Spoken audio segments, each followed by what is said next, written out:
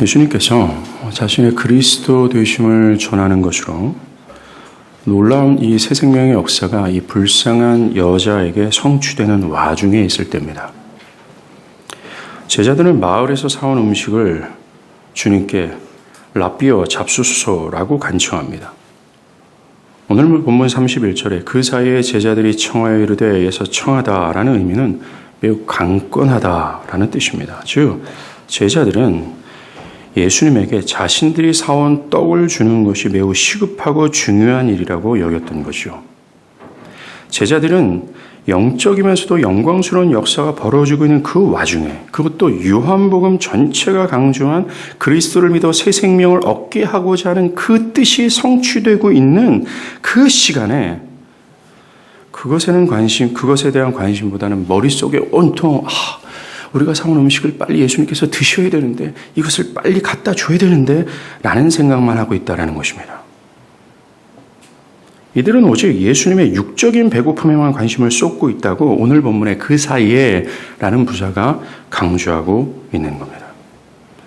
정말 제자들은 현재 벌어지고 있는 이 영적인 사안들에 대해서는 전혀 의식하지 못하고 있고 그저 보이는 육적인 사안들에 대해 매우 중요성을 느끼고 있다라고 이 그 사이에라는 단어가 고발하고 있다는 겁니다. 사실 이 제자들의 생각과 행동은요, 그 당시 제자들이 어떤 스승의 건강을 돌봐야 된다는 관심에 부합한 행동이었습니다. 스승이 아프면 제자들이 그를 돌보기 위해 음식을 장만했고, 또는 죽으면 그를 장사를 지냈었습니다. 즉 제자들은 이 예수님과 사마리아 여자 사이에 벌어지고 있는 영적인 일을 일반적인 관습과 관점으로 보고 있다는 거예요. 그래서 처음에 예수님께서 사마리아 여자와 대화하는 것을 보면서 그들은 그 당대의 사회적, 종교적, 정치적 관습에 사로잡혀 그것을 바라보고 있습니다. 그러면서 예수님 왜 이렇게 낯선 여자라 이곳에서 얘기를 하고 있지? 그것을 이상히 여겼다라는 거예요. 그리고 33절에서도 제자들의 영적인 무감각함을 보여줍니다. 예수께서 내게는 너희가 알지 못하는 먹을 양식이 있느니라 라고 영적인 비밀스러움을 말씀했음에도 불구하고 이들은 주님의 말씀을 자기들이 없는 사이에 어떤 누군가가 주님께 먹을 것을 가져다 줬나 보다 라는 차원으로 받아들입니다. 주님은 그들에게 영적이면서도 가장 실제적인 사안을 말했지만 그들은 이 영적인 사안을 깨닫지도 못하고 그것을 도리어 육적인 것으로 받아들이고 있다는 거예요. 이것이 변화를 받기 전에 사마리아 여자의 모습과 동일합니다. 이 여자가 예수님을 처음 만나 대화할 때도요, 제자들처럼 반응했습니다. 예수께서 우물가에서 이 여자에게 물을 달라고 말을 걸자 이 여자는 그 당시 사회적, 종교적, 정치적 관습에 매워서 그리스도의 제안을 이상하게 여겼습니다. 유대인 남자가 왜 사마리아 여자에게 나에게 말을 걸지? 라고요. 그리고 예수께서 여자에게 너에게 물을 달라 하는 이가 누군지를 알았다면 도리어 네가 그에게 생수를 주었을 것이다 라고 하면서 어떤 영적인 차원의 제안을 건네셨어요. 그런데 이 여자는 그럴 물 기를 그릇도 없고 이 물이 깊은데 어디서 당신이 그 생수를 얻겠습니까? 라고 하면서 이 영적인 차원의 제안을 깨닫지도 못하고 그것을 도리어 육적인 차원에서 받아들이고 있다는 겁니다. 그리고 또 주님이 내가 주는 물을 마시는 자는 영원히 목마르지 아니하리니 내가 주는 물은 그 속에서 영생하도록 솟아나는 샘물이 될 것이다 라고 여자에게 얘기했습니다. 정말 영적인 새 생명을 주겠다고 제안하고 있지만 도리어 이 여자는 이 영적인 사안을 조금도 깨닫지 못하고 육적인 견해로 이것을 판단하고 받아들이고 있습니다. 그 얘기를 드리고 여자가 뭐라 그래요? 그런 물이 있습니까? 정말 한 번 마시면 영원토록 목마르지 않은 물이 있습니까? 그럼 나에게 주십시오. 그래서 이 뜨거운 시간에 이런 고생 안 할 수 있도록 그 물 좀 나에게 주십시오 라는 차원으로 대답을 하는 겁니다. 이처럼 여자나 제자들이나 이 영적인 것의 의미를 도저히 깨닫지 못하고 그저 그것을 자신의 육적인 견해로 판단해요. 즉 영적인 사안을 육적인 견해로 판단하고 거기에 반응할 뿐이라는 것입니다. 제자들의 모습과 이 여자의 이런 모습이요, 사도 바울이 고린도전서 3장 14절에서 말한 육에 속한 사람은 하나님의 성령의 일을 받지 아니하나니 이는 그것들이 그에게는 어리석게 보이며 또 그는 그것들을 알 수 없나니 라는 말씀을 적중하게 합니다. 자신들에게 가장 필요한 영적인 구원과 생명을 깨닫지 못하고 이 영적인 것을 육적인 것으로 판단하고 있는 거예요. 그래서 자칫하면 이 생명과 구원을 얻지 못할 불행한 처지에 떨어질 수 있었던 겁니다. 그러던 여자가 어떻게 됩니까? 물동이를 버려두고 동네로 들어가서 사람들에게 예수가 그리스도다라고 전합니다. 이 여자는 자신의 육적인 목마름을 해결하는 물동이를 버렸어요. 그동안 이 여자에게 중요한 것은 자신의 육적인 목마름과 배고픔이었습니다. 물동이가 중요했다라는 거예요. 자신의 육적인 필요가 가장 중요했어요. 도저히 눈에 보이지 않은 영적인 사안들을 보지 못하고 그것에 눈이 멀어 있었습니다. 이해하지 못했던 사람이에요. 근데 그는 물동이를 버렸습니다. 이제 이 여자에게 중요한 것은 자신의 육적인 목마름을 해결하는 물동이가 아니라 진짜 생수 대신 예수가 더 소중하게 여겨졌던 겁니다. 이 여자는 정말로 영원히 목마르지 않은 생수를 마신 거예요. 더 이상 육적인 것을 대표하는 이 물동이가 아닙니다. 이제 그녀에게 가장 가치 있는 것은 영적인 것, 예수가 그리스도시며 그것으로 얻는 새 생명과 그에 뒤따르는 삶이 된 거예요. 이 변화가 이 여자가 물동이를 버려두고 동네 사람들에게 들어가 예수가 그리스도라는 사실을 전한 것으로 증명이 된 거예요. 마치 베드로와 안드레와 요한이 주님을 만나고 자신의 배와 그물을 모두 버려두고 그리스도를 떠난 것 같은 것입니다. 이제 이 여자는 다른 사람들을 바라보면서도 육적인 시각에서 그들을 보는 것이 아니라 영적인 시각에서 그들을 보기 시작해요. 그들에게 필요한 것이 그들이 필요한 먹을 것, 마실 것, 육신의 안녕과 안정이 아니라 그들에게 진짜 필요한 것이 예수가 그리스도라는 사실을 믿어 새 생명을 얻는 것, 그것이 이 인간들에게 진짜 필요하구나 라는 사실을 절절히 느낀 거예요.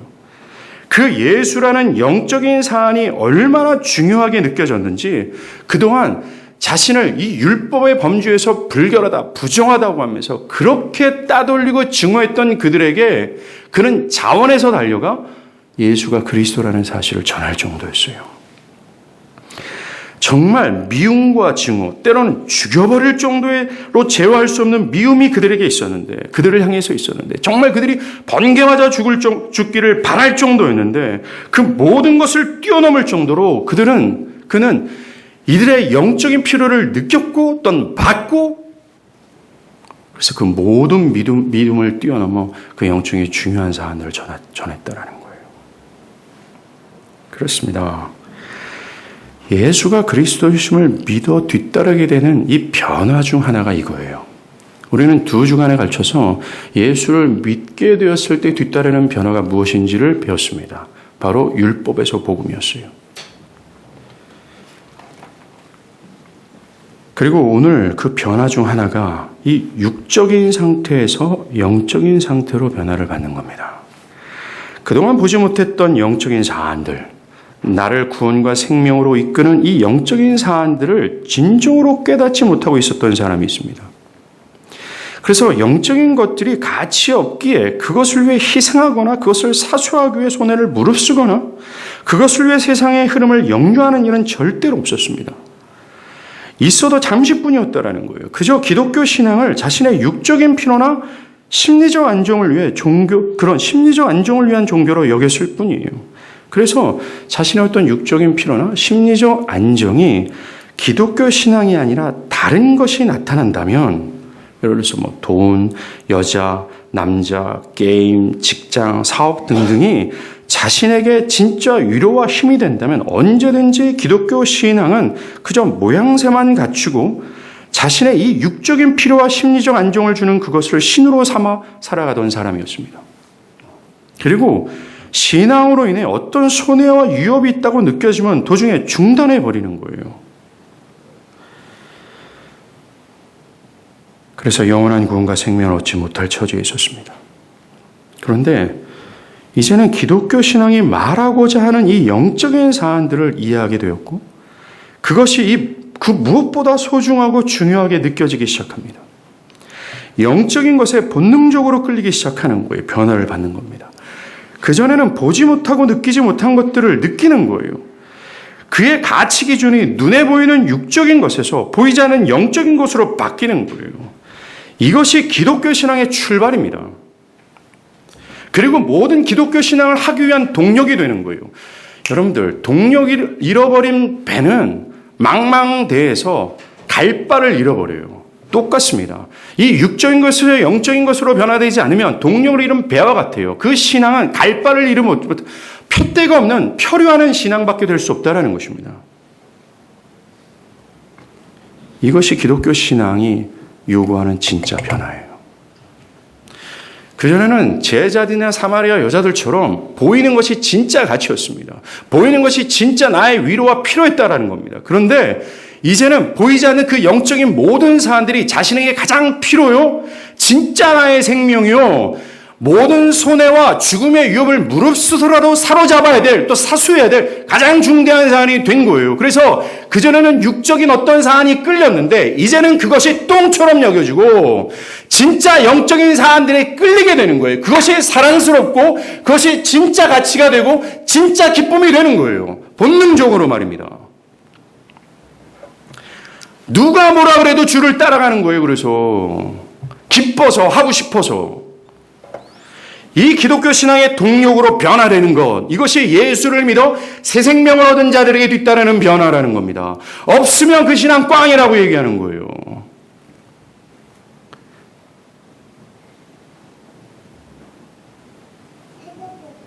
이 변화는 정말 지금 엘리엇이 얘기한 것처럼 영원한 것을 얻기 위해 영원하지 않는 것을 버리는 인생을 사는 겁니다. 실제 변화, 실제하는 신앙, 실제하는 기독교의 이 엄브레라 안으로 들어가는 거죠. 이 변화는 예수 그리스도를 믿는 자들에겐 필연적으로 나타나는 열매라는 걸 아십니까? 이것이 없다면 믿음 이후에 참된 신앙은 불가능해요. 참된 신앙이 뭐예요? 너의 모든 총체적인 내면과 견해와 정신과 삶의 모든 영역을 하나님 앞에서 통으로 부인하고 그리스도를 죽기까지 따라간다고 얘기하는 거예요. 근데 오늘날 교회 안에 있는 사람들의 모양새가 뭡니까? 죽기까지 미쳤습니까? 거기까지 따라가게? 다 나름대로 바운더리와 어떤 제한들을 다 설정해요. 여기까지만입니다, 주님. 내 직장에 손해가 입지 않을 만큼만, 내 사업이 망하지 않을 만큼만, 내 자녀가 요 정도까지만, 내 미래의 어떤 안녕이 요 정도까지만 보장되는 수준에서 하나님을 따르겠습니다. 라는 얘기를 하잖아요. 이것이 아직까지 육의 상태에 있는 거예요. 이 육적인 상태에서 영적인 상태로 변화되지 않는다면 구원은 없어요. 사랑하는 여러분, 예수님께서 수도 없이 이 사람이 진짜인지 아닌지 열매로 알아. 맞아요. 기독교가 말하는 변화는 입술로 말하거나 교회를 다녀서 종교적인 행위를 하고 종교적인 헌신과 봉사를 하는 그것으로 변화되는 것을 얘기하는 것이 아닙니다. 어떤 도덕적 변화를 얘기하는 게 아니에요. 우리가 2주 동안 요 한 가지를 살폈습니다. 율법에서 복음이에요. 오늘 우리에게 주는 화두는 이겁니다. 영적인 것에 눈을 뜨는 거예요. 육적인 상태에서 영적인 상태로 바뀌는 겁니다. 그 영적인 모든 세계, 기독교 신앙에 포함한 모든 범주가 가장 많이 끌리고 가장 가치 있게 느껴지는 겁니다. 여러분들에게 이런 변화가 있습니까? 여러분들 이런 변화가 없더라도 우리는 멀쩡하게 교회를 다니면서 기독교 신앙을 영위할 수 있어요. 그리고 우리가 율법주의를 공부했던 것처럼 다른 어떤 사람들보다 신앙이 더 독실하게 보일 수 있는 자들입니다. 우리가 주의할 것이 있는데요. 이 변화는 그 사람의 상태와 존재 전체가 바뀌는 변화예요. 잠시 그의 견해나 안목이 열리는 변화가 정도가 아니라 전 존재가 바뀌는 변화를 뜻하는 겁니다. 사도 바울은 온 인류를 딱 두 부류로만 나눴습니다. 영에 속한 사람과 육에 속한 사람이에요. 이것이 성경이 인류를 바라보는 관점입니다. 육에 속한 사람들의 특징을 바울이 말해요. 고린도전서 2장 14절입니다. 육에 속한 사람은 하나님의 성령의 일을 받지 아니하나니 이는 그것들이 그에게는 어리석게 보이며 또 그것들을 알 수 없나니 그러한 일은 영적으로 분별되기 때문이다 라고 합니다. 여기에서 육에 속한 사람이란 거듭나지 않은 모든 보편적인 사람을 뜻해요. 진짜 믿음으로 하나님의 생명을 얻지 않는 모든 보편적인 사람이 바로 육에 속한 사람이라는 뜻입니다. 바울은 이들 모두가 육의 상태에 있다라고 얘기해요. 그래서 이들은 첫 번째 하나님의 성령의 일을 받지 않는다라고 얘기합니다. 성령의 일이 뭡니까? 성령의 일이란 그리스도께서 이미 성취하신 구원을 각각의 영혼들에게 적용시키는 일을 성령의 일이라고 얘기를 하는 거예요. 성령의 일이란 무언가 은사주의 사람들이 얘기하는 것처럼 어떤 신비롭고 무엇을 보는 일들을 하는 것이 아니라 성령의 주요하고도 가장 독특한 사역이 이거예요.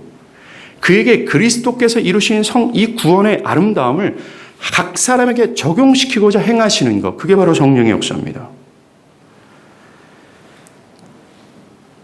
사마리아 여자에게 일어난 그 일이 그거죠. 그런데 이 육에 속한 사람들은 이 성령의 역사를 수용하지 않는다라고 얘기해요. 뭡니까? 그리스도께서 이루신 구원을 받아들이지 않는다라고 얘기하는 거예요. 이것이 결론적인 평가예요. 이들은 구원을 받아들이지 않아요. 더 나아가 그들은 그것을 어리석게 봅니다. 기독교 신앙이 말하는 보이지 않는 가장 실제적이면서 중요한 이 영적인 것, 영원한 것들에 대해서 별 시덥지 않은 태도를 보이는 거예요. 이들은 먹고 살기 죽겠는데 무슨 시덥지 않은 소리를 합니까? 라는 태도를 갖죠. 이들은 때로는 나는 머리로는 이해는 하는데 마음으로는 따르기가 부담스러워요 라고 말합니다.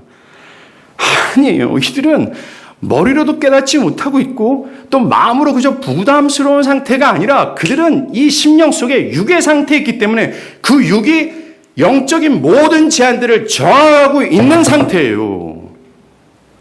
우리는 자꾸 신앙을 뭐 아니면 도로 이해하는 것이 아니라 회색지대를 어떻게 딱 설정해서 자기는 회색지대에 있기 때문에 어느 정도는 양 다리를 걸치고 있기 때문에 자기는 안전하다고 하는 표현들을 자꾸만 합니다. 웃기는 소리 말아요. 예수님이 그렇게 해서 그런 말씀을 하신 적이 있습니까?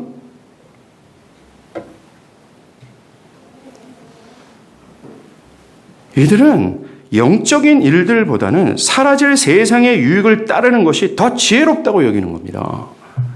사도 바울의 인생이 참으로 어리석을 뿐이에요.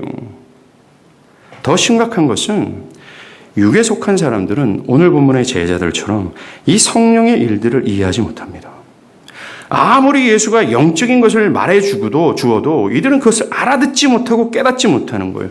아무리 진짜 진리의 길이 이거야. 너희들의 인생에서 선택하고 결정해야 될 길이 이거야. 이것이 생명의 길이야. 라고 주장창 제시해도 못 알아듣는 거예요. 이걸 깨닫지 못하는 겁니다. 즉 뭡니까? 이것을 수용하고 이것을 적용하여 여기에 믿음의 순종이 안 보이는 거예요. 사랑하는 여러분, 기독교 진리를 내 사변적으로 그것을 이해하고 깨닫는 것을 기독교가 말하는 깨달음을 하고 이해해서는 안 돼요. 그러면 다 깨달은 겁니다. 왜요? 그들은 머릿속으로 다 그것을 수용하고 이해하고 있다고 얘기하고 있기 때문에. 근데 육적인 사람들은요, 딴 게 아닙니다. 아무리 들어도 변화가 안 돼요. 아무리 들어도 못 알아듣는 겁니다. 때론 겉으로 드러나는 그의 행위나 삶들이 주의 말씀을 이해하고 따르는 것처럼 보일 때가 있어요. 그래서 입술로는 이 영적인 사안들에 대해서 잘 알고 있는 것처럼 말하기도 합니다. 그런데 지속성이 없어요. 주로 이렇게 말하는 분들 많죠. 나도 젊었을 때 그랬어. 나도 처음 믿을 때 그랬어. 근데 그들의 인생을 실제적으로 쭉 추적하면 비디오로 모든 인생을 찍었다가 설정한 상태에서 쭉 백월드해서 찾아가면요. 그들이 나도 젊었을 때 좀 했어. 나도 한때는 좀 했어. 했던 기간이요. 총 시간이 1년도 안 돼요. 60평생 살고 30평생 사는데. 그게 바로 율법주의였잖아요.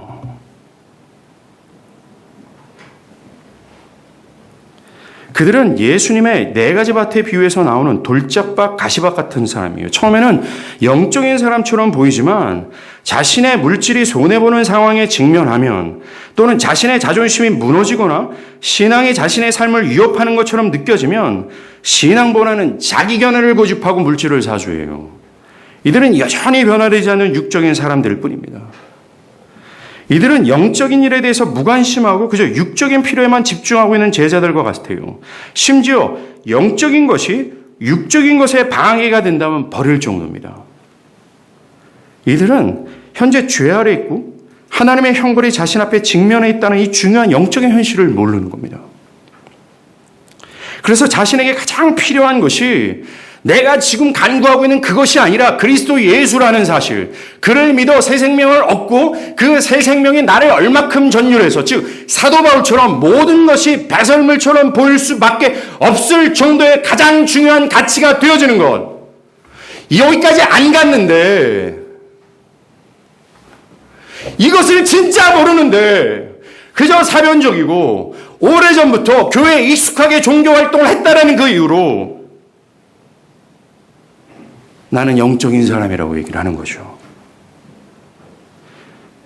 이들은, 이 육적인 사람들은요, 그 영적인 것을 위해 자신의 물동이를 버릴 생각조차를 안 해요. 그것이 어리석게 보이고 위험스럽게 보이는 거예요. 이해도 안 가는 거예요. 이들은 그저 그들의 육적인 피로, 나의 현실, 육적인 유익, 나의 한시적인 미래에 관심을 기울일 뿐입니다. 자신의 자녀와 사랑하는 사람들에 대해서 육적인 필요에 관심을 기울일 뿐이에요. 그들의 학교나 학위나 직업이나 연봉이나 육체의 건강 등등. 그래서 그들이 지금 영적인 죽음에 직면해 있단 말입니다. 하나님의 진노와 하나님의 저주 아래 있어요. 근데 그걸 못 보는 겁니다. 왜요? 육의 상태에 있기 때문에 그래요. 마치 제자들이 그 영적인 중요한 사안들이 막 벌어지고 있는 그 와중에서도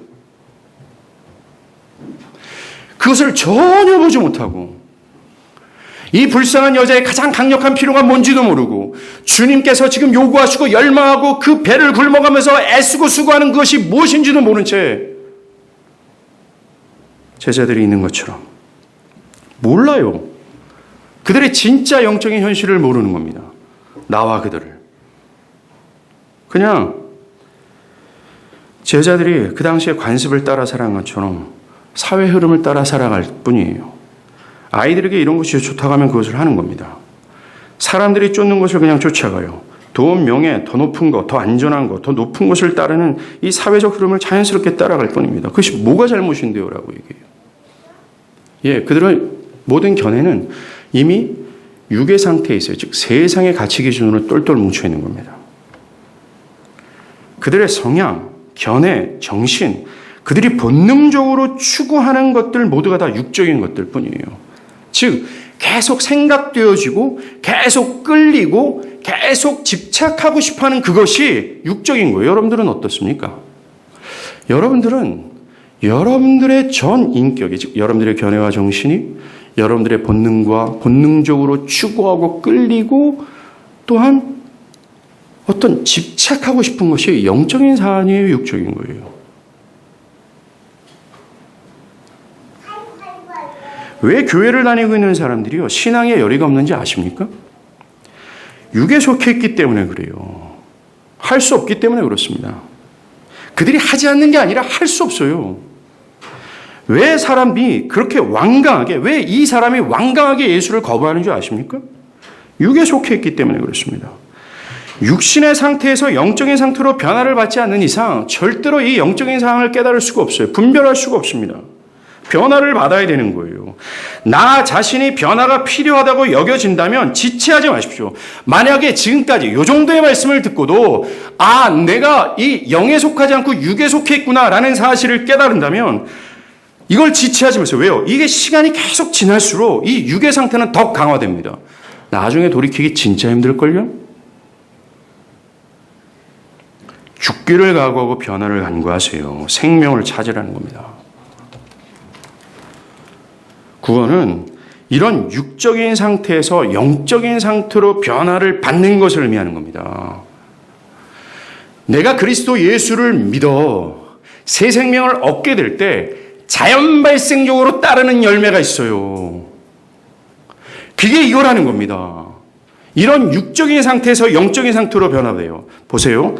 즉 그의 전 인격이 그의 견해와 정신과 그가 본능적으로 추구하는 것, 계속해서 생각되어지고 끌리는 것, 계속해서 집착하고 싶어하는 것이 이제는 육적인 것이 아니라 영적인 것이 되는 거죠. 그리스도와 그리스도에 관련된 것, 하나님과 하나님 나라에 속해 있는 그 영원한 것에 더 많이 끌리게 된다는 겁니다.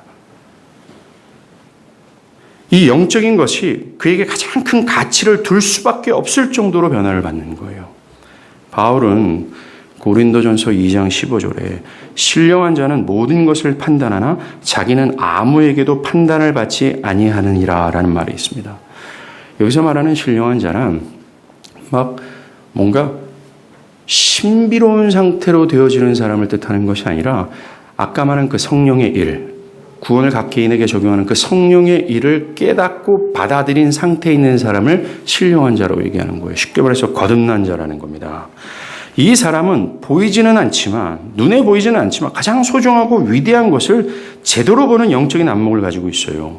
자신의 현재, 미래, 사랑하는 사람들의 진정한 필요가 나와 모든 사람들의 진짜 필요가 돈이니 건강이니 미래의 안녕이 아니라 예수와 그의 구원이다. 영원한 것이다. 라는 것을 제대로 판단하는 겁니다. 무엇이 더 중요한지를 알게 되는 거예요. 그리고 모든 것을 하나님의 말씀에 근거해서 제대로 판단합니다. 그래서 어떤 것을 선택하고 결정할 때 이 영적인 것을 중심으로 모든 것을 결정하고 선택하게 되는 거예요. 다니엘과 세 친구처럼 삶의 손해가 뒤따를 것이 뻔함에도 불구하고 때론 죽음의 불덩이로 떨어질 것이 뻔함에도 불구하고 그들은 이걸 선택합니다. 이게 끌려서. 이들은 율법주의자들이 아니에요. 즉 그것을 행해야 되기 때문에 행하는 것도 아니고 그것이 옳기 때문에 행하는 것이 아닙니다. 그들은 이 육의 상태가 제거되고 이 영의 상태로 변화됐기 때문에 그래요. 하고 싶어서 하는 겁니다. 끌려서. 거기에 집착하는 것이 자연스러워서. 그래서 이들 모두는 모든 상황과 어떤 사람과 자신을 하나님의 말씀을 근거로 해서 판단해요. 그 판단하는 걸 가지고 무엇인가 선택하고 결정하는 삶을 사는 겁니다. 중요한 것은 그들의 가치가 바뀌어요. 그들이 지금까지 추구했던 물동이가 있습니다. 그들은 이 한시적인 목마름을 해결할 수 있는 물동이를 버리고 영원히 목마르지 않은 예수를 택하는 삶을 연속적으로 살아갑니다. 한때가 아니라 기독교의 중요한 특성 중에 하나가 이겁니다. 지속성이에요. 그분을 예수를 인격적으로 알고 인격적으로 교제하며 그를 사랑함으로 그의 모든 명령을 기뻐하고 싶어서 따르게 되는 변화를 받게 되는 거예요. 정말 우리는 그리스도와 깊은 로맨스에 빠지는 겁니다. 연애를 해보신 분들은 알 텐데 모르는 분들은 모를 겁니다. 목석 같은 남자가 있는데 어여쁜 자매가 나왔고 그 여자와 교제하기 시작하면서 그 형제는 온 마음과 뜻과 정성을 다해서 이 자매를 사랑하기 시작하는 겁니다. 아무리 목석 같은 남자라도 이 사랑이라는 인격적 교제 속에서 이렇게 행동하지 않습니다. 아, 이 여자 앞에서 이것이 행동이 옳을까 말을까. 어떤 계산적이거나 율법주의자처럼 무엇을 해야 되기 때문에 한다면 그것은 결코 사랑이 아닙니다. 자매님들의 입장에서 판단해 보십시오. 그것이 그런 형제를 좋아하겠습니까? 아니죠. 이 사랑이 주는 본능이 있어요. 그 여자를 끊임없이 집착하고 그를 위해서 뭔가를 하고 싶고 그를 위해서 희생하고 싶고 죽기까지 그를 섬기고 싶어하는 뭔가가 끌어오릅니다. 그와 같이 그리스도와 인격적 관계가 설정된 사람들에게는 그리스도를 사랑함으로 나타나는 그 어떤 것이 있어요. 이것은 육에 속해 있는 사람들에게는 도저히 찾아볼 수 없는 사안입니다. 영에 속해 있는 거예요. 그런 신령한 자들의 선택과 결정들을 바울이 얘기합니다. 세상이 도저히 이해하지 못한다라고 얘기해요. 육에 속한 사람들이 봤을 때 어리석게 보이는 건 너 바보 아니야? 한번 눈 감아봐. 1년만 정도 참아봐. 이번 찬스를 놓치면 너 인생에서 이런 기회가 없어. 뭐가 영적인 거야? 보이지 않는 하나님 뭐가 이렇게 중요해? 그냥 뚝 한번 하나님 다 이해할 거야. 하나님의 은혜가 풍성화되면서 그는 하나님의 은혜가 풍성한지를 진짜 알기 때문에 그걸 거절하고 마른 광야로 그냥 나가는 거예요. 하나님 의지하면서.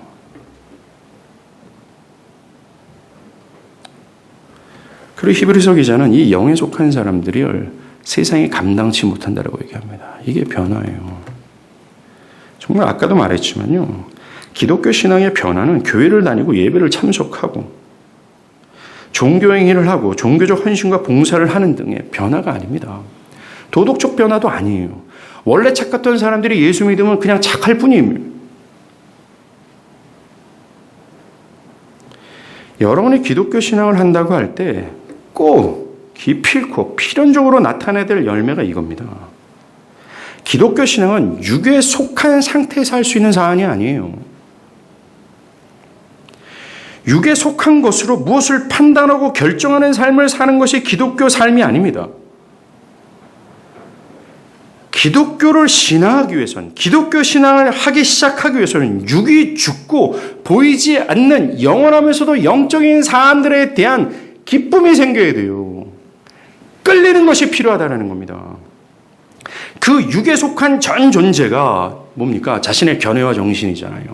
자기의 가치 기준, 자신이 기뻐하는 어떤 것, 육에 속한 상태에서 했던 그 모든 것들이 십자가에 못 박혀 죽어 없어져야 돼요. 그것이 전제될 때 기독교 신앙은 그제서야 시작하는 겁니다. 목사님, 그러면 나는 아직 육에 속해 있고 영에 속하지 않으니까 교회를 다니는 것이 의미가 없겠네요? 라는 질문하는 분들이 있다면 아닙니다. 여러분들이 진짜 육에 속해 있다면 영에 속해 있는 자가 되기 위하여 교회 다니는 거예요. 만약에 여러분들이 육의 상태에 여전히 있으면서 나름대로 영적인 것을 나는 영유하고 있어 라고 한다면 바알과 하나님을 겸하여 섬겼던 북이스라엘과 똑같아요. 아니라는 겁니다. 육에 속한 자에서 영에 속한 자로 바뀌어야 돼요. 만약 그렇지 않다면 도저히 기독교 신앙이 말하는 예수가 그리스도이심을 믿는 사람, 또 믿음으로 새 생명을 얻는 것, 또한 새 생명을 얻는 자들에게 뒤따라가는 이 열매를 통해서 그를 판단한다고 있지 않습니까? 주님이. 불가능해요. 고린도전서 2장 13절에서 영적인 일은 영적인 것으로 분별하기 때문에 그렇습니다. 주님은 영적인 일을 이해하지 못하고 있는 제자들에게 이렇게 말합니다. 내게는 너희가 알지 못하는 먹을 양식이 있어. 즉 너희가 알지 못하는 것이 있어라고 얘기하세요. 지금 현재 육의 상태로는 도저히 알지 못하는 새로운 영역이 있음을 시사하시는 겁니다. 바울이 고린도전서 2장 13절에서 말한 것처럼 사람의 지혜로는 결코 알 수 없고 오직 성령의 역사하심으로만 알 수 있는 영역이 있음을 주님 말씀하시는 거죠. 그러면서 주님은요, 육에 속한 사람이 절대로 가질 수 없는 영적인 안목을 가졌음을 밝힙니다. 35절입니다. 너희는 넉 달이 지나야 추수할 때가 이르겠다고 하지 않느냐? 그러나 나는 너희에게 이르노니 너희 눈을 들어 밭을 보라. 희어져 추수하게 되었도다 라고 얘기해요. 주님은 다른 사람들이 보지 못하는 것을 보고 있습니다. 그리고 다른 사람들과는 전혀 다른 판단 기준을 갖고 계세요. 세상은 자연적인 현상과 계절의 주기와 상식의 수준에서 모든 것을 판단합니다. 추수할 때가 넉 달이나 남았기 때문에 지금은 아니라고 세상은 말합니다. 그런데 주님은 즉시 걷어들여야 될 밭이 있다고 보시는 거예요. 주님은 육에 속한 사람들이 보지 못하는 영혼들의 추수, 그들이 장차 예수를 믿어 생명을 얻게 하는 것을 보고 계시는 거예요. 이게 영에 속한 자들의 안목입니다. 이처럼 영에 속한 사람들은 눈에 보이는 게 따라 판단하지 않아요. 예를 들어서 지금 이 사회가 도덕적 상태가 매우 건전하다고 생각해 보십시오. 그리고 경제와 정치와 과학이 상당히 발전해서 사람들이 자신들에게 정말 유토피아가 찾아왔다라고 말을 해도 이 영에 속한 사람들은 다른 판단을 합니다.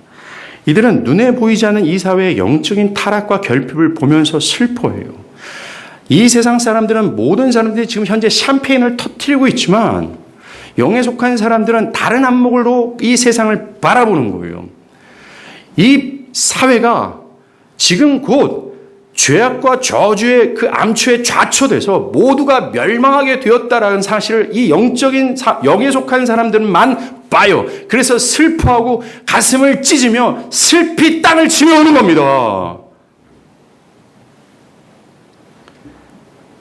그래서 그들은 영적인 부흥을 간구하죠.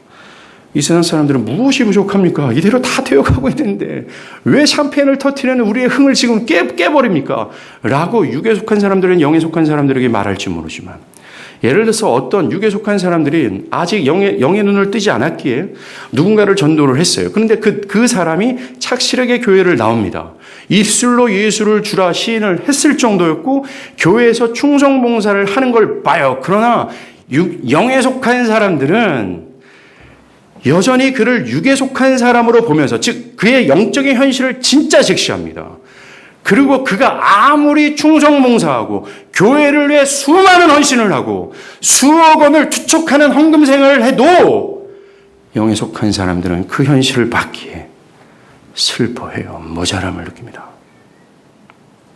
또 어떤 사람이요, 직업이 확실하고 연봉이 높아서 부유한 삶을 삽니다.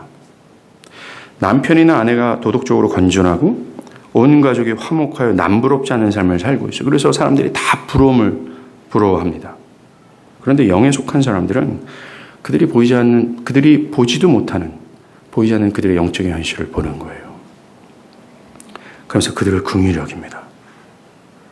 그들을 불쌍히 여겨 그들에게 가장 필요한 것이, 그들에게 진짜 필요한 것이 그들에게 진짜 현재 없다라는 것 때문에 그들이 저 멀리 아프리카에서 기아로 죽어가는 어린 아이들처럼 긍휼히 여기는 겁니다. 반대로 가난한 사람들을 보면서 그들을 그저 가난한 형편 가운데 있는 것 때문에 그들을 슬퍼하고 그들을 긍휼히 여기는 것이 아니라 그들에게 진짜 필요한 것이 없다라는 것. 그들이 하나님의 진노 형벌에 직면해 있다는 그 사실로 애를 타면서 그들을 불쌍히 여기는 거예요. 이 영에 속한 사람들은 다른 안목을 가지고 있다라는 겁니다. 뭔가를 판단하고 뭔가를 볼 때 다른 안목으로 판단한다라는 거예요. 또 이 영에 속한 사람은요, 자연의 법칙 안에 그들을 가둬두지 않습니다. 그들은 모든 것을 초월하시는 하나님 안에서 판단하는 거예요. 그들은 하나님이 하신다면 어떤 자연 법칙도 그의 행하심을 가로막을 수 없다라는 믿음을 가지고 있어요. 그래서 영에 속한 사람들은 무너지는 삶, 아까도 얘기한 것처럼 산이 흔들리고 바다가 막 일렁이는 그러한 위기와 위험 속에서도 소망을 잃거나 용기를 잃지 않아요. 그리고 어떤 사람을 바라볼 때 그 사람의 상태가 어떻든, 그 사람이 기독교에 관심을 갖든 기독교에 관심을 갖지 않든, 그 사람이 도덕적으로 바른 사람이든 도덕적으로 바르지 않는 사람이든, 정말 그 누구도 저 사람은 신앙을 갖기에 참으로 어려운 성품을 가지고 있어 라고 하는 사람을 본다 할지라도 그는 자연 법칙 안에서 그를 바라보지 않아요. 하나님의 안목으로 그를 봅니다. 하나님이 하신다면 불가능이 없다는 걸 믿지요. 그래서 그는 다른 말을 합니다. 이처럼 영에 속한 사람들은 사람들이 보지 못하는 것을 봐요. 사람들과는 다른 판단 기준을 가지고 있어요. 이 변화가 있어야 됩니다. 구원에 뒤따르는 변화 말입니다. 또 중요한 변화가 있어요. 예수님이 제자들에게 내게는 너희가 알지 못하는 먹을 양식이 있느니라 라고 하신 말씀이 그것입니다. 예수님께서는요, 당신을 배부르게 할 만큼의 최상의 만족이 따로 있다라고 얘기합니다. 육에 속한 사람들은 그들을 기뻐하게 만들고 만족하게 만드는 요소들은 육에 속해 있어요. 자녀들이 그냥 잘 되는 겁니다. 그러면 기쁘고 만족해요. 나는 자녀를 잘 양육했다 라고 하면서 요것 하나 가지고 자기를 삼을 정도입니다. 근데 영에 속한 사람은 주님과 똑같습니다. 육에 속한 사람들이 보지 못하는 그 영적인 사안들 때문에 배부르고 만족하는 거예요. 구원받은 사람들 말하는 겁니다. 예수가 말한 양식은 뭡니까? 나를 보내신 이의 뜻을 행하며 그 일을 온전히 이루는 이것이니라. 즉 예수를 이 땅에 보내신 하나님 아버지의 뜻을 행하고 그 뜻이 성취되는 것이 예수님의 양식이라고 얘기해요. 그의 기쁨이고 만족이라고 얘기를 하는 겁니다. 예수님이 이런 말씀을 하신 건요, 신명기 8장 3절에서 말한 모세가 말한 것을 인용한 겁니다. 모세가 신명기 8장 2절과 3절에 이런 얘기해요. 내 하나님 여호와께서 이 40년 동안에 내게 광야길을 걷게 하신 것을 기억하라. 이는 너를 낮추시며 너를 시험하사 내 마음이 어떠한지 그 명령을 지키는지 지키지 않는지 알려 함이라. 너를 낮추시며 너를 줄이게 하시며 또 너도 알지 못하며 내 조상들도 알지 못하던 만나를 내게 먹이신 것은 사람이 떡으로만 사는 것이 아니요 여호와의 입으로 나오는 모든 말씀으로 사는 줄을 내가 알려 하심이라. 이스라엘 백성들이 40년 동안 광야에서 가진 고생 다 했던 이유가 뭡니까? 불순종의 결과였어요.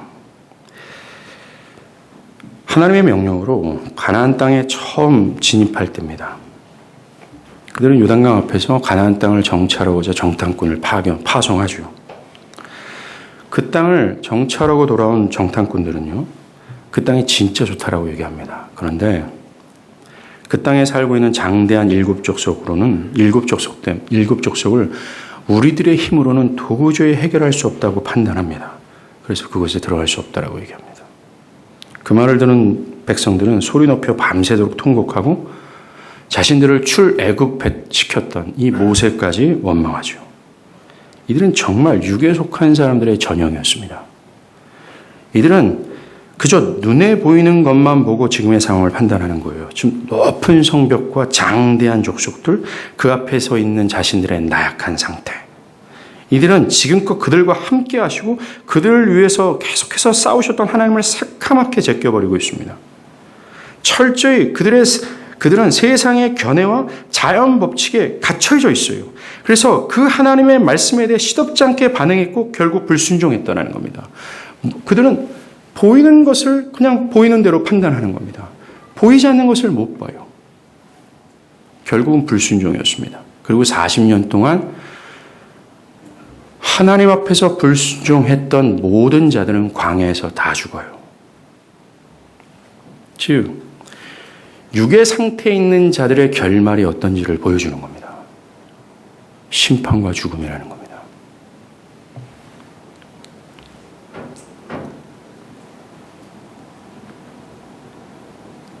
하나님께서 이들에게 40년 동안 교육했던 게 이거예요. 만나였습니다. 모세는 만나를 주신 이유를 설명해요. 하나님이 만나를 너희들한테 왜 줬는 줄 아니? 즉, 지금 이 신명기 8장의 설교를 듣고 있는 사람들이 누군지 아십니까? 40년 전에 불순종했던 육에 속해 있는 사람들이 아니에요. 그들은 40년 동안 광야에서 다 심판받아 죽고요. 그들이 생각했던, 즉 20세 이하 때 그 어린 시절에 출애굽했던 사람들, 그리고 광야에서 새롭게 태어났던 저 어린 것들, 저 광야에서 죽을 거야 했던 사람들이 이 설교 듣고 있어요. 40년 동안 만나 먹으면서 교육받았던 영에 속한 사람들만 여기 이 설교를 듣고 있다라고 여러분들 생각하셔야 되는 겁니다. 자꾸만 그렇게 불순종하고 육에 속한 사람들을 하나님의 긍휼히 여기셔서 출애굽한 가나안으로 그들을 인도했겠다라고 생각하지 마세요. 성경은 철저히 이 불순종한 사람들은 가나안에 한 명도 못 들어왔다고 얘기하는 겁니다. 즉 육의 상태에 있는 사람들은 절대로 영적 가나안 천국 못 들어가는 것을 얘기하고 있어요. 만나를 통해서 교육받았던 그 어린 것들에게 모세는 만나를 주신 이유를 설명합니다. 바로 사람이 떡으로만 사는 것이 아니요 하나님의 말씀으로 사는 줄을 알게 하려고 만나를 주셨다라고 얘기해요. 광야에 살던 이스라엘이 유일하게 먹고 살 수 있는 것이 하늘에서 하나님이 매일같이 내려주신 만나였어요. 이 만나가 말해주는 것이 하나님 한 분의 말씀을 순종할 때 그들은 생명을 누릴 수 있음을 가르쳐 주시는 겁니다. 즉 오직 하나님이 그들의 양식이고 생명이라는 사실을 가르쳐 주는 거예요. Every day. 40년 전 이스라엘은 눈에 보이는 대로, 즉 육의 상태 속에서 결국 불순종했어요. 불순종의 결과가 죽음이었습니다. 하나님은 얘기합니다. 오직 너희는 하나님으로만 살 수 있어. 만나를 통해서 말씀하시는 거예요. 내가 주는 것을 통해서 생명 얻을 수 있어. 나의 말씀으로만 생명을 유지할 수 있어. 라고 해주시는 거예요. 철저히 그래서 하나님을 의존하고 하나님의 말씀에 믿음에 순종하는 것이야말로 생명이라고 말씀하시는 겁니다. 오늘 예수님은 이 말씀을 토대로 말씀하시는 거예요. 나의 양식이 뭔지 아니? 만나를 통해서 말씀하신 그거야. 나의 양식은 보내신 이의 뜻을 행하며 그 뜻이 온전히 이루어지는 거야. 나의 진짜 양식은 하나님의 말씀이고 말씀에 순종하는 것이며 그 순종의 결과로 나타나는 성취야. 그러하기에 주님처럼 영에 속한 사람들은요, 주님과 똑같은 기쁨과 만족, 즉 양식을 가지고 있어요. 그들은 이 양식 먹어야 배불러요. 그들도 자신들을 기쁘게 하는 것이 주의 말씀에 순종하는 것이 되고, 그들에게 만족은 주님처럼 내 눈앞에 사마리아 여자와 같은 사람이 예수가 나의 그리스도야라고 고백하는 것이 그들의 진짜 만족이 돼요. 만약에 그런 것이 내 눈앞에 펼쳐지지 않는다면 그는 불만족과 큰 슬픔에 빠지는 겁니다. 그리고 그들은 예수님이 하나님의 뜻에 순종한 것으로 번창하던 유대 사역을 버렸잖아요. 그리고 이 율법주의자들에게 야, 너 더러운 사마리아를 가니? 그것도 부정하고 불견한 여자를 만나니? 이 조롱을 무릅쓰고라도 하나님의 뜻에 순종했잖아요. 이 영에 속한 사람들도 똑같아요. 이들은 현재 자신의 번영과 명예와 권력을 그 하나님의 뜻에 순종하고자 버려요. 주의 뜻이 성취되고자 하는 열망 가운데 살아가는 자들입니다. 그래도 좋을 정도의 기쁨이 있는 겁니다. 영에 속한 자들은요, 자기가 부자가 되고 높은 학위를 받고 또 원하는 직장에 취업이 되고 자녀가 잘 되는 것에 기뻐할 수 있으나 그것에 절대 만족이 안 돼요. 그것에 감사하지만 그들을 만족시킬 유일한 것은 하나님의 뜻이 성취되는 겁니다. 모든 이가 예수가 그리스도라는 사실을 고백할 때까지 그들은 계속해서 배고파하는 거예요. 주님 더, 주님 더, 주님 더 하면서요, 양식을 구하는 겁니다. 그래서 이 영에 속한 자의 대표인 바울이 이랬어요. 그가 예루살렘으로 가면 분명히 죄수가 되고 죽을 수 있다라는 위협이 뻔히 보임에도 불구하고 그가 뭐라 그래요? 나의 달려갈 길과 주 예수께 받은 사명, 곧 하나님의 은혜의 복음을 증언하는 일을 마치려 하면은 나의 생명조차 조금도 귀한 것으로 여기지 아니하였다. 영에 속한 자의 고백 아닙니까? 그리고 시편 110편 기자가 내가 전심으로 영에서 떠나지 말게 하소서. 여러분들, 이 사람이 전심으로 주를 찾은 것이 자기의 육적인 필요를 구한 것이 아니라 좀 주의 말씀 따라 제대로 좀 살게 해주세요 라고 간구한 거예요. 14절에서도 내가 모든 재물을 즐거워함 같이 주의 증거들의 도를 즐거워하였나이다 라고 얘기합니다. 영에 속한 사람들은 주의 말씀에 순종하는 것이 양식이고 기뻐서 하고 싶어서 따르는 것이 그의 양식이 되는 거예요. 이 변화가 있어야 됩니다. 여러분이 예수가 나의 그리스도입니다 라고 믿는다고 한다면 이 변화가 있어야 돼요. 목사님, 저는 아직 믿은 지 얼마 안 됐고 내 믿음이 연약하기 때문에 이 열매는 아직 잘 드러나지 않습니다 라고 변명하지 마세요. 이거는 성령께서 여러분들 내면에 전적으로 베푸신 성령으로 인해서 조성된 변화예요.